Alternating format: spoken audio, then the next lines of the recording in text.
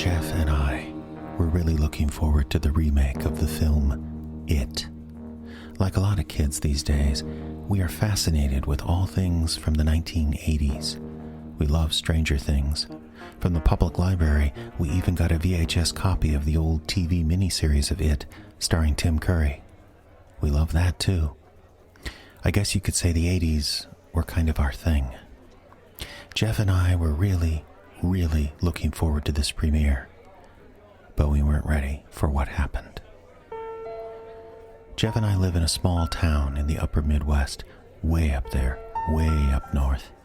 The day the big premiere came, and Jeff and I went to our local multiplex. We saw most of the people from school there, but we can't really call those people friends because, well, Jeff and I were both sort of loners.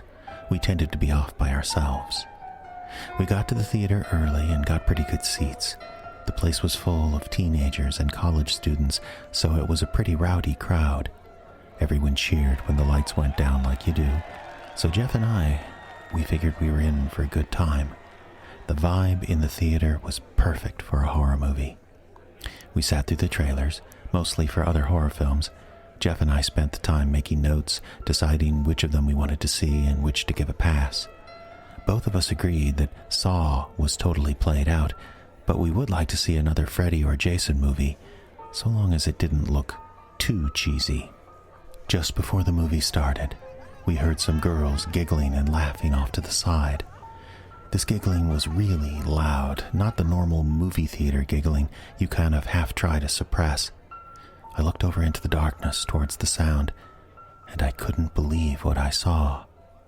There was a man in a clown outfit, holding a balloon, walking down the aisle. It was a helium balloon, so it stood straight up on its string. And when the picture on the screen changed to something brighter, you could see the balloon was red. The guy was dressed up like Pennywise, the original Pennywise from the made-for-TV It in the 80s. My first reaction was to think this was pretty cool. Even though we were a small town, it wasn't unheard of for people to get dressed up for a movie premiere.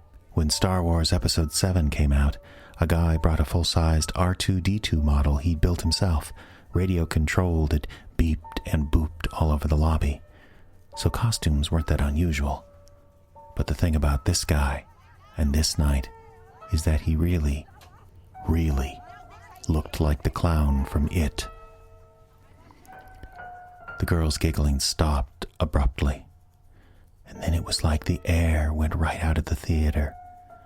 The rowdy vibe was gone. This theater had 2 aisles, and the clown walked down one to the front, crossed over to the other, and then started walking back up. And when he came to the aisle Jeff and I were in, he stopped, and for a moment kept staring forward, that red balloon hovering just above his head. And I could feel my heart pumping in my chest. And then the clown looked down at me, moving his head really slowly. And he smiled. And that was when I about jumped out of my skin.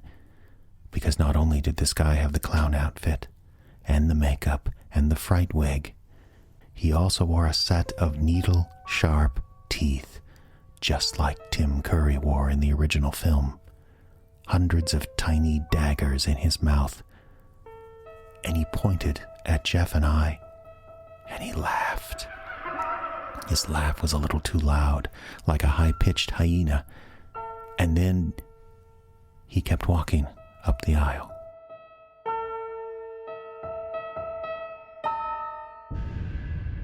Now I should explain something about Jeff and I. I say we've been friends for a long time, and that's true.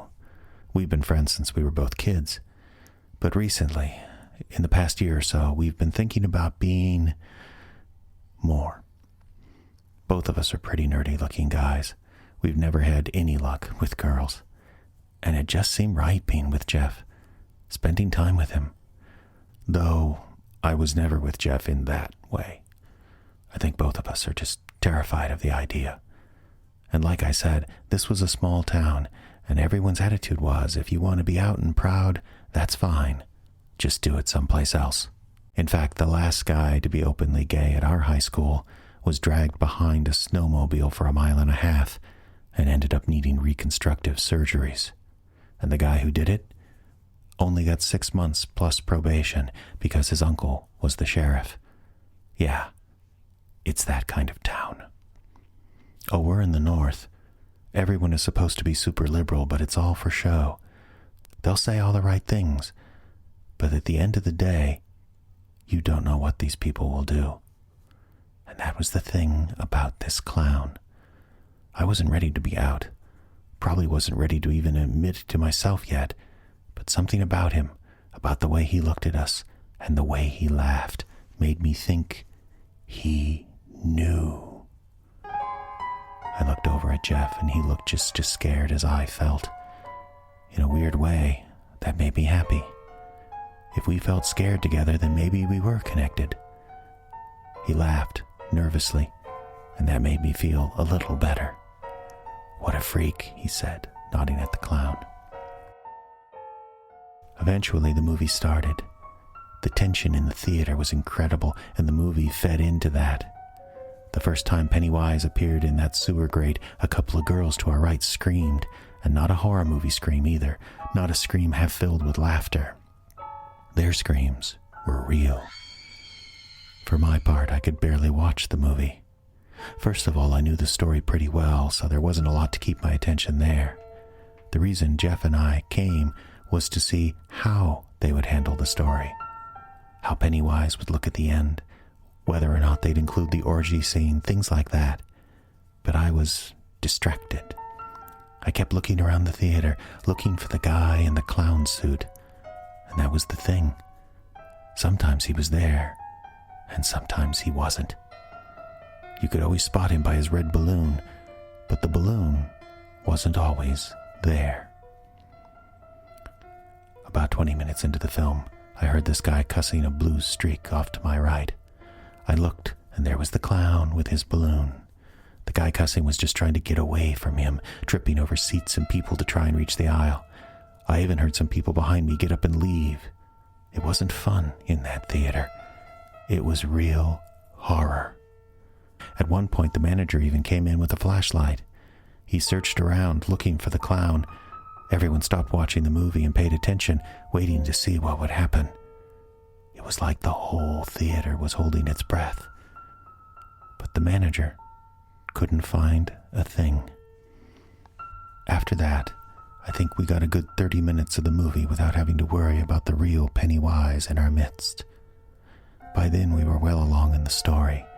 The Losers Club had officially been formed, and they were talking about what they might do in the sewers and how they might fight it when they confronted it. I lost myself in the movie for a while. And then I glanced over at Jeff during one of the scenes at the river, a daylight scene where the screen brightly lit the theater, and I saw the clown. He was sitting in our row, just 2 seats beyond Jeff. Now, Jeff had a weird habit.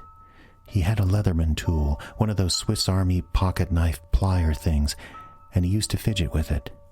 He'd open and close the blades, click the pliers, all kinds of things. He used to drive people crazy with that thing, and he'd been fidgeting with it in the theater up to this point.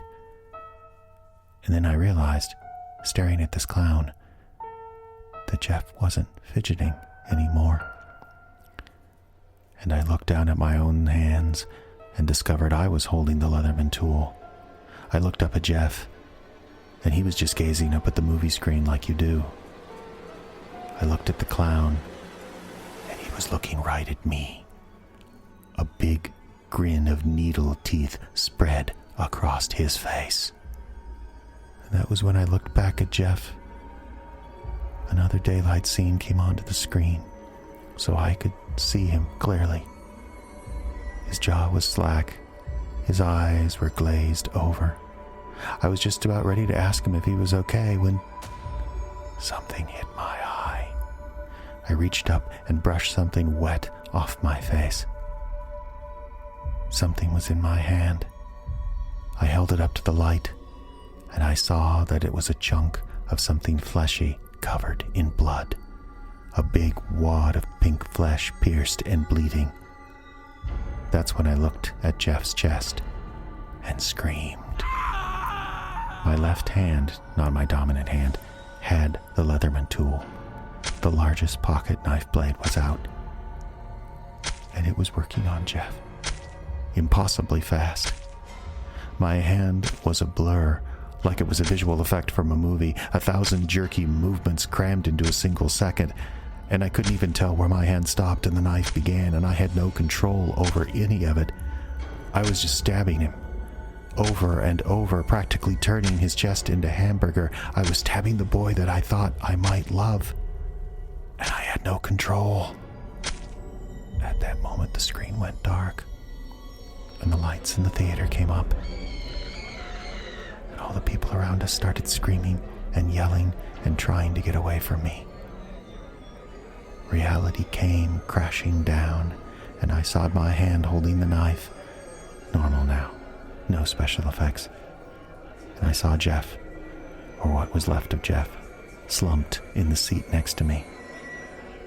His blood and viscera was spread all around us, 5 or 6 seats in every direction. And I looked around the theater, but I couldn't see the clown. He was gone.